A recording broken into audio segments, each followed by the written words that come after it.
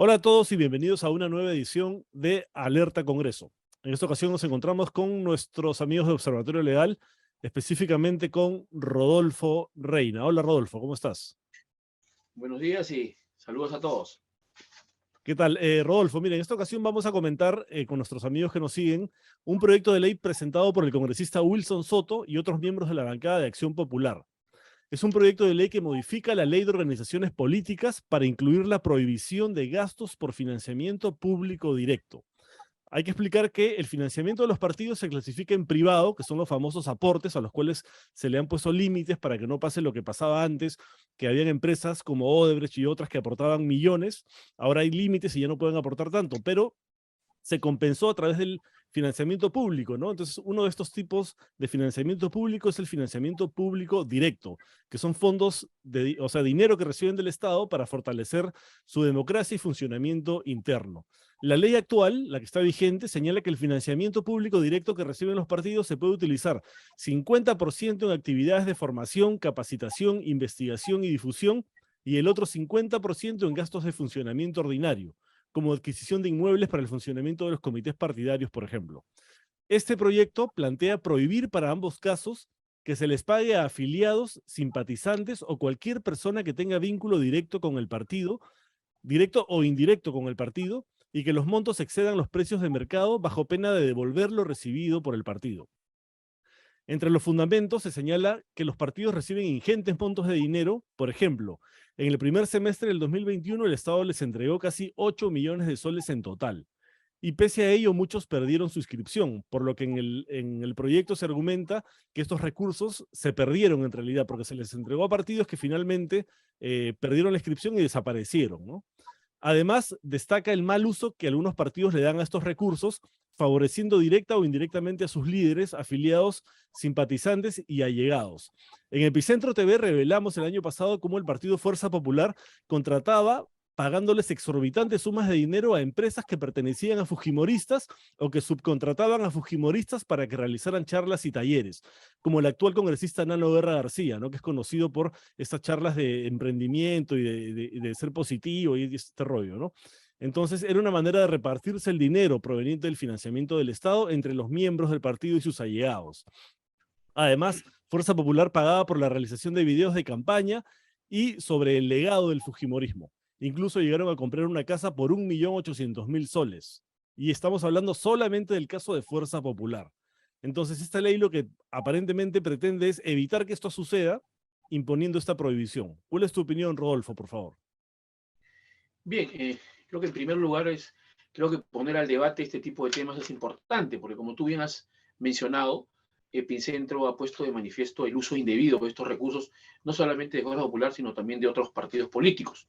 Entonces yo creo que es importante pensar alguna medida legislativa que pueda corregir y pueda prevenir y sancionar drásticamente el uso indebido de esos recursos estatales que van destinados a los partidos políticos. En efecto, como tú has dicho, según un estudio de Fernando Tuesta, entre el 2017 que se comienzan a destinar recursos directos a los partidos políticos hasta el 2022, el Estado va a gastar más o menos 138 millones de soles, dentro de los cuales la Fuerza Popular en ese mismo lapso le van a asignar 24 millones, a Acción Popular casi 15 millones y una suma similar a APP. Entonces estamos hablando de montos importantes, inclusive el partido de gobierno Perú Libre en este quinquenio, porque es la primera vez que va a recibir este financiamiento, va a recibir alrededor de 10 millones de soles. Entonces yo creo que es importante ver la forma de mejorar las medidas de prevención, investigación y sanción de estos recursos del Estado. Como tú bien has dicho, los partidos políticos tienen una función constitucional muy importante en el sistema democrático. No hay democracia sin partidos y no hay democracia sin clase política.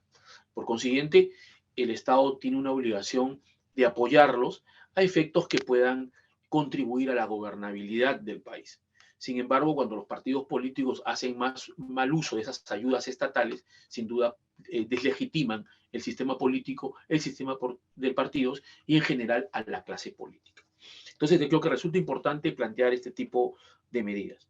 hay que tener en cuenta también que la naturaleza jurídica de los partidos políticos que hemos mencionado anteriormente. Si bien es cierto, nuestra ley desde el año 2003 define a los partidos políticos como personas jurídicas de derecho privado bajo la forma de asociación civil, esta persona jurídica obviamente no es una persona jurídica común y corriente como cualquier una empresa, como un club deportivo, etcétera. Es una persona jurídica de derecho privado que tiene fines públicos relevantes, ¿no? Que le asigna la Constitución, que es contribuir a la formación electoral en los procesos electorales y en algún momento asumir una responsabilidad de gobierno en los diferentes niveles. Por tanto, tiene una función pública nítida. Entonces, bajo esa perspectiva, tiene que tener un mecanismo de regulación especial diferente a los de otros partidos, o de otras personas jurídicas de derecho privado. En ese sentido, bajo esa perspectiva, hay una ley de partidos políticos que establece los requisitos de constitución, funcionamiento, fuentes de financiamiento, y etcétera, que hemos hablado inclusive con ocasión de los partidos que atentan contra los valores democráticos. Tiene mecanismos de control. Y en el aspecto financiero también tienen un mecanismo de control para garantizar que no existan dineros provenientes de actividades delincuenciales en los partidos políticos. Y de esa perspectiva, como tú bien has dicho, hay dos fuentes de financiamiento de los partidos políticos. Tenemos las fuentes privadas y dentro de las fuentes estatales o públicas tenemos lo que llamamos las fuentes directas y las fuentes indirectas. Las fuentes indirectas, que no es materia de comentario, son aquellas que se producen en las épocas no electorales y electorales, respecto al acceso de los medios de comunicación. En las épocas de campaña electoral nosotros conocemos que La hay las franja, ¿no? llamadas franjas electorales, que son recursos importantes y que ahora con los últimos cambios constitucionales y legales solamente pueden ser financiados por el Estado, lo cual importa también un compromiso importante del Estado para que las competencias electorales sean más transparentes, más equitativas y sobre todo no se premie a aquel que tiene más dinero, sino a aquel que tiene las mejores ofertas electorales para los ciudadanos. Y tenemos el financiamiento público directo, que es aquel que se otorga a los partidos políticos que logran tener escaños en el Parlamento. Y efectivamente, los dineros que se reciben estatales están en función al número de votos que obtuvieron en el Parlamento. Entonces, estamos hablando de ese dinero en este proyecto de ley, ese dinero estatal que se obtiene en base a las votaciones obtenidas en el Parlamento. Entonces, esos dineros han tenido una regulación que ha ido cambiando en el tiempo y ahora, efectivamente, como tú has dicho, 50% van para gastos ordinarios y 50% para capacitación. Sin duda, hoy sabemos y es público que entre los gastos ordinarios generalmente le asignan remuneraciones, inclusive a los dirigentes de los partidos políticos, ¿no es cierto? Que hay de varios partidos políticos, tienen hasta sueldos pagados por las fuentes de financiamiento de los partidos políticos, se les paga remuneraciones. Habrá algunos que lo pagan de la fuente privada, hay algunos que lo pagan también de las fuentes públicas. Es una cosa de análisis a detalle, pero en todo caso está permitido tener dirigentes políticos rentados, sea por dineros del Estado o sea por dineros de privados. Ahora, ahí nos plantea otro gran tema, es el tema de qué qué clase política queremos. Porque obviamente la clase política o profesionales de la política en el sentido estricto y positivo son personas que se interesan por los asuntos públicos y que tienen una vocación de servicio a la nación y tienen una vocación de servicio al bien común. O sea, no es malo que exista una clase política, por el contrario, es necesario, es útil para el sistema democrático que existe una clase política y habrá personas que se dediquen a tiempo completo a eso y requieren pues un tipo de apoyo económico, pero obviamente ese apoyo económico debe ser fiscalizado y debe ser gastado debidamente. Ahora, como tú dices, hemos visto que hay dirigentes rentados, ¿no es cierto? Pero también esas partidas salen obviamente de los gastos ordinarios. Eh, Sin embargo, también hemos visto también dentro de los gastos de capacitación una suerte de remuneraciones o apoyos económicos encubiertos, porque te dictan clases dirigentes políticos, ex parlamentarios, ex políticos, y de manera permanente en el partido. Y desde ahí salen, digamos, servicios que se pagan, que en el fondo estamos hablando de un ingreso permanente como una forma de apoyarnos. Pero yo creo que esto debe sincerarse y no tratar de simular lo que realmente es una remuneración encubierta, ¿no es cierto? Yo creo que eso es importante.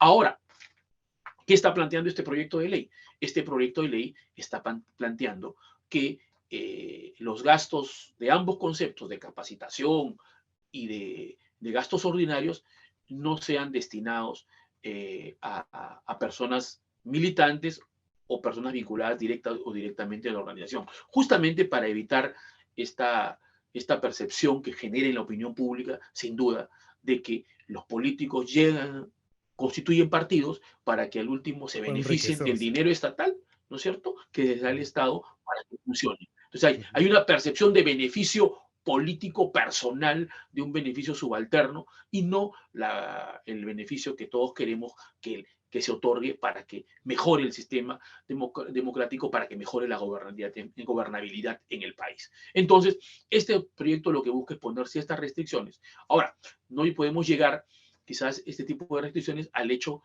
como digo, saludable, que de alguna manera algunos políticos que están dirigiendo algunos partidos puedan dedicarse a tiempo completo y tengan que recibir algún tipo de compensación, porque obviamente no todos los políticos son empresarios, no todos los políticos tienen ingresos suficientes como para poder dedicarse a tiempo completo a la política. Entonces habrá políticos dignos de respeto que son personas honestas que se van a dedicar a tiempo completo y que podrían recibir algún tipo de compensación para dedicarse a esta labor. Sin embargo, estas deben ser transparentadas, estas deben tener inclusive, se me ocurre, algún tipo de límites. En la medida que estamos hablando de personas jurídicas de derecho privado que tienen un fin público, se podría poner algún tipo de Topes. restricción en los Ujú, montes, topes, a ujú. efectos que no se convierta en actos de dispendio o despilfarro, que al último, lejos de fortalecer el sistema democrático, lo deslegitiman, porque la opinión pública, la ciudadanía, lo ve como un beneficio que obtiene la clase política de un subsidio estatal, ¿no es cierto? Entonces yo creo que esos parámetros deben plantearse. Y otra cosa que también creo yo que debe discutirse, y vuelvo a ser reiterativo, y espero que se acoja alguna de estas propuestas, es también poner algún tipo de requisitos para ser dirigentes políticos en los partidos, como por ejemplo no pueden ser condenados por corrupción, condenados Por por homicidio.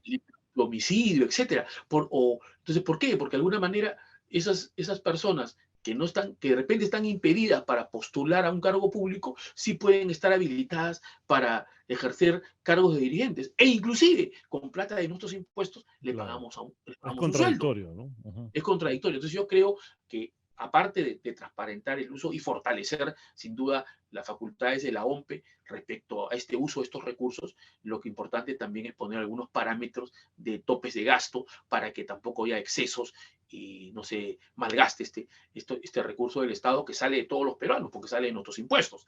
Y además a poner algunos límites y algunos parámetros para el acceso a ser dirigentes, como por el hecho de no ser condenados, ¿no es cierto? Ujú. Porque si no, estamos premiando con recursos del Estado a gente que ha sido de repente, ha tenido una mala actuación en la función pública y que son dirigentes políticos y que de alguna manera le estamos premiando con un sueldo que posiblemente salga de los recursos del Estado. Entonces yo creo que hay que ver integralmente esta reforma a efectos de que el uso que se le dé a estos recursos públicos sea adecuadamente empleado. Y hay que tener en cuenta, y eso sí, a pesar de resultar impopular, es importante que el Estado apoye a los partidos para que estos puedan realizar su labor, pero con transparencia, con cordura y sobre todo buscando siempre el bien común y el fortalecimiento de la gobernabilidad. Ujú. Bueno, como señalas tú, es una norma que busca justamente la transparencia en la forma como los partidos gastan este dinero público, que finalmente es dinero de todos los ciudadanos, es dinero de todos los peruanos y no pueden gastar como ellos les venga en gana. Y que sería importante establecer topes también y sobre todo que, digamos, se sincere el hecho de que algunas remuneraciones se cubren haciendo esta trampita de la capacitación, el taller, entonces que eso sea, que se sincere y que efectivamente se pongan topes para que tampoco puedan repartirse la plata de forma desproporcionada, ¿no? Y como dices tú, yo estoy de acuerdo también en que tienen que establecerse algunas restricciones todavía para quienes van a ser los dirigentes de los partidos, ¿no? Porque vemos que hay dirigentes de partidos procesados, investigados, incluso algunos que ya han estado sentenciados, que han cumplido condena, ¿no? Por ejemplo, Antauro Humala, ¿no? Que ha cumplido condena por homicidio, acaba de salir y está a punto de inscribir un partido con unas propuestas bastante antidemocráticas, ¿no? Claro, sí, yo también pienso eso. Y hay otros dirigentes, no solamente Antauro, que han sido condenados por actos de corrupción y sin embargo están presidiendo partidos. E inclusive pueden recibir una remuneración proveniente de la fuente de recursos del Estado. Entonces, eso es un contrasentido. Entonces, yo creo que hay que, esta propuesta es importante, pone al tema del debate, hay que afinarla y sin duda también hay que hacerlo con algunas otras modificaciones puntuales. Y también hay que tener en cuenta también que es cierto, nuestra clase política durante los últimos 30 años se ha deteriorado, al igual que el sistema de partidos, y una muestra de su deterioro es que, por ejemplo, también hay otras fuentes indirectas que están financiando a los partidos políticos. Vemos que es congresistas, es candidatos presidenciales, es dirigentes políticos, están financiados, trabajan como asesores políticos en el Parlamento, por ejemplo. Uh-huh, uh-huh. ¿Cierto? Que había que evaluar su productividad. Yo creo que más se dedican a labores del partido, de organización del partido, pero creo que no es legítimo y no es correcto que sean esas actividades partidarias sean financiadas con un sueldo del Congreso de la República. Y eso también es síntoma también de un deterioro de la política, porque en los últimos años se está viendo esto. Antiguamente la clase política, pues un expresidente del Congreso, un excongresista, un líder político, no No terminaba de asesor en el Congreso, ¿no? asesor en el Parlamento, lo cual evidencia sin duda un deterioro de la clase política. Yo creo que no es una concepción elitista pensar que aquel que ha sido candidato presidencial o ha sido presidente de la República o ha ocupado altos cargos en el Estado es producto de una hoja de vida no solamente política, sino laboral, de realización personal, y que de alguna manera es un mérito el servicio al Estado. No es para seguir recibiendo el apoyo estatal ya después de haber concluido una gestión pública, no política. Entonces yo creo que eso es importante reflexionarlo, porque veo yo como ahora se ha incrementado el número de parlamentarios en el Congreso. Entonces eso demuestra, creo, un llamado a atención y una reflexión que debemos tomar, ¿no?